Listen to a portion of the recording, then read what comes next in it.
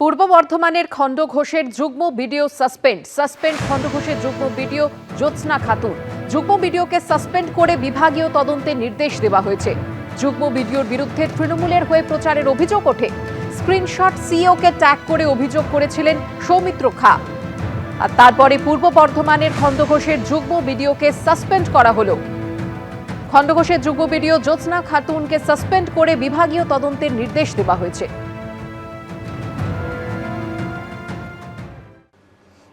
Vote গণনা শেষ হওয়ার পরেও রাজ্যে আইন শৃঙ্খলা বজায় রাখতে 500 কোম্পানি কেন্দ্রীয় সশস্ত্র বাহিনী মোতায়েন থাকবে।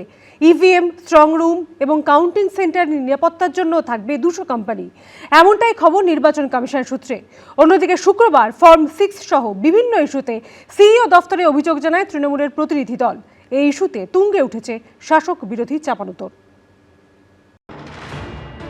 নজিরবিহীনভাবে এবার বিধানসভা ভোট ঘোষণার আগেই রাজ্যে চলে এসেছে কেন্দ্রীয় বাহিনী। ভোট গণনার পরও রাজ্যে কেন্দ্রীয় বাহিনী মোতায়েন রাখার সিদ্ধান্ত নিয়েছে নির্বাচন কমিশন। কমিশন সূত্রে খবর, ভোট পরবর্তী অশান্তি রুখতে 500 কোম্পানি সশস্ত্র কেন্দ্রীয় বাহিনী থাকবে। গণনার আগে ইভিএম, স্ট্রং রুম এবং কাউন্টিং সেন্টারের নিরাপত্তার জন্য আরও 200 কোম্পানি সিএপিএফ রাজ্যে রাখা হবে। এই বাহিনী গণনা সম্পূর্ণ না হওয়া পর্যন্ত নিরাপত্তার দায়িত্বে থাকবে। 2021 সালে বিধানসভা ভোটের পর বেলাগাম হিংসার সাক্ষী ছিল পশ্চিমবঙ্গ। ভোট পরবর্তী হিংসায় খুন, ধর্ষণের মতো অপরাধে সিবিআই তদন্তের নির্দেশ দিয়েছিল কলকাতা হাইকোর্ট। 5 বছর পর এবার বিধানসভা ভোটের পরেও রাজ্যে কেন্দ্রীয় বাহিনী মোতায়েন রাখার সিদ্ধান্ত নিল নির্বাচন কমিশন। থাকতেই হবে, রাজ্যপালকে বিশেষ দায়িত্ব নিতে হবে তৃণমূলের হাত থেকে, তৃণমূলকে বাঁচানোর জন্যই। তৃণমূলদের লিঞ্চিং হবে, সেটার থেকে তাদের রক্ষা করতে হবে। আমরা ভ্রাতৃহত্যা চাই না, রক্তপাত চাই না। জ্ঞানেশ কুমার আর ইলেকট্রাল অফিসারদের বলবো 4 তারিখ সন্ধ্যাবেলাটা থাকতে, ফলাফল বেরিয়ে যাবে। 5 তারিখে একটা টাইম দিন, আমরা একটু রসগোল্লা নিয়ে যাই, বাংলা স্পেশাল রসগোল্লা একটু খাওয়াই। সেদিন যেন আবার দিল্লিতে বসে থাকবেন না, সেদিন যেন কলকাতায় থাকবেন। ভোট ঘোষণার আগে কেন্দ্রীয় বাহিনী রাজ্যে এলেও অশান্তি থেমে নেই। এমনকি ফর্ম 6 জমা দেওয়ার অভিযোগ ঘিরে তৃণমূলপন্থী সংগঠনের বিক্ষোভে পরপর 3 দিন ধুন্ধুমার বেঁধেছে সিইও দপ্তরের সামনে। শুক্রবার সেই ফর্ম 6 ইস্যুতে মুখ্য নির্বাচনী আধিকারিকের দপ্তরে অভিযোগ জানান তৃণমূলের প্রতিনিধি দল। একদিকে নির্বাচন কমিশন সবাইকে বলছেন অনলাইনে করুন, আর এখানে অফলাইনে 10,500 ফর্ম 6 এখানে তারা জমা নিয়েছে। এটা তারা বলার পর প্রথমে তো ওনারা মানতে চাইছিলেন না। আজকে আমাদের সঙ্গে কথা হওয়ার পর তিনি বলেছেন যে তিনি সিসিটিভি ফুটেজ পাবলিশ করবেন এবং যারা জমা দিয়েছেন কনস্টিটিউয়েন্সি ওয়াইজ তাদের লিস্টও তিনি বার করবেন। এখন কতটা করবেন আমরা জানি না। ফর্ম 6 জমা দেওয়ার অধিকার তো মানুষের আছে, তাহলে একবার ফর্ম 6 জমা আছে বলে হল্লা করতে গেলেন, একেবারে মিথ্যে কথা। যেখানে ফর্ম 6 বান্ডিল পড়ে আছে বললেন, সেটা কিন্তু পুরো সিইও আপনাদের দাবি নস্যাৎ করেছেন, মাননীয় অভিষেক ব্যানার্জির দাবি। আবার আপনিই ফর্ম 6 নিয়ে জমা করতে যাচ্ছেন, তাহলে এরকম দ্বিমুখী তত্ত্ব কেন আপনাদের?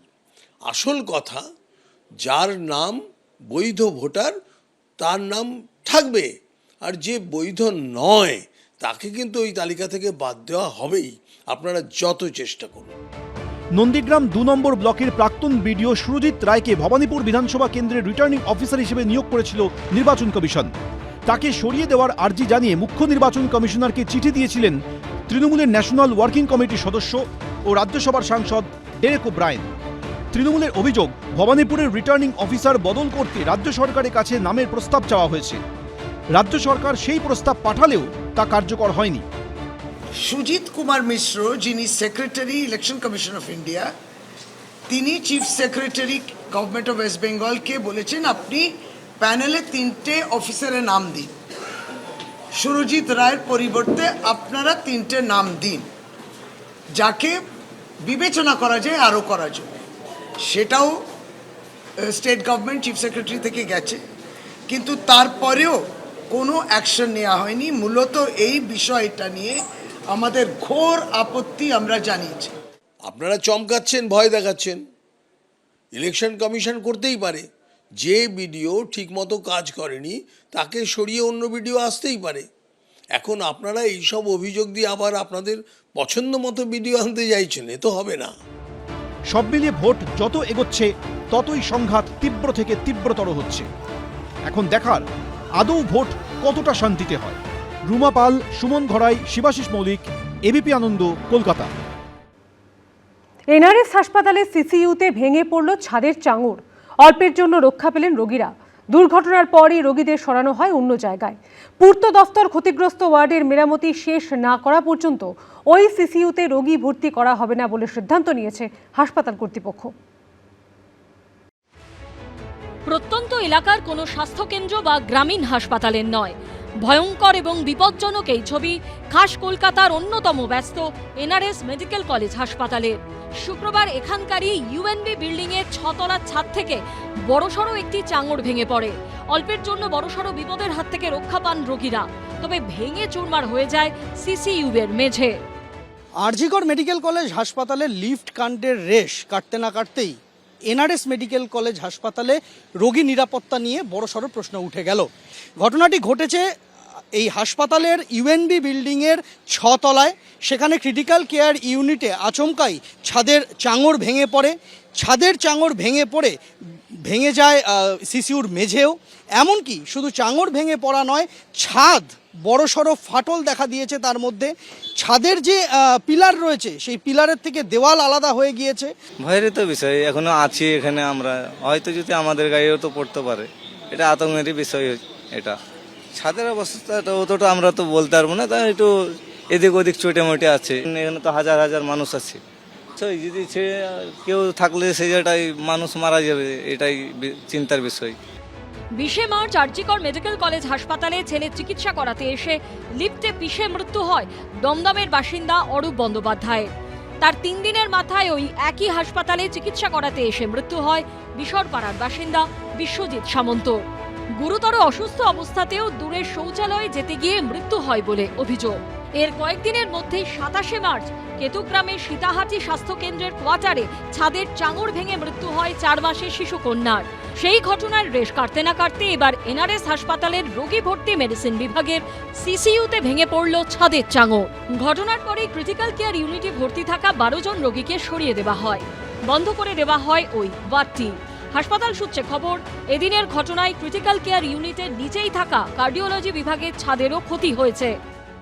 ওয়ার্ড বন্ধ করে দেওয়া হয়েছে। ক্রিটিক্যাল কেয়ার ইউনিট ওই ঘর থেকে অন্যত্র স্থানান্তরিত করা হয়েছে।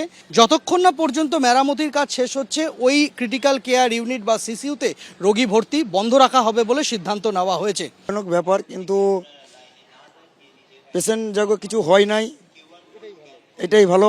এমনি যে চাঙড় ছেড়ে পড়েছে,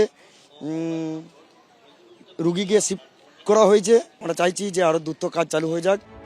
এনআরএস হাসপাতালের মেডিসিন বিভাগের সিসিইউতে ছাদের চাঙড় ভেঙে পড়ার ঘটনায় স্বাস্থ্য সচিব নারায়ণ স্বরূপ নিগম জানিয়েছেন, 1 এপ্রিল ফাটলটি নজরে আসার পরই পূর্ত দপ্তরকে বিষয়টি জানানো হয়। তারা প্রয়োজনীয় পদক্ষেপ করেছে।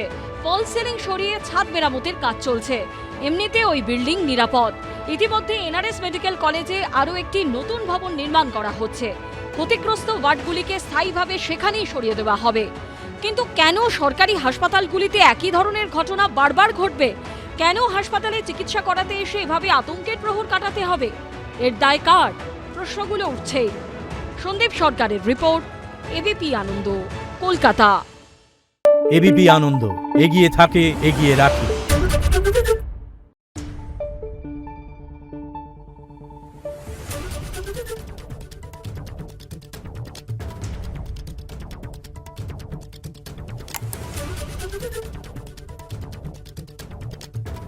Thank you.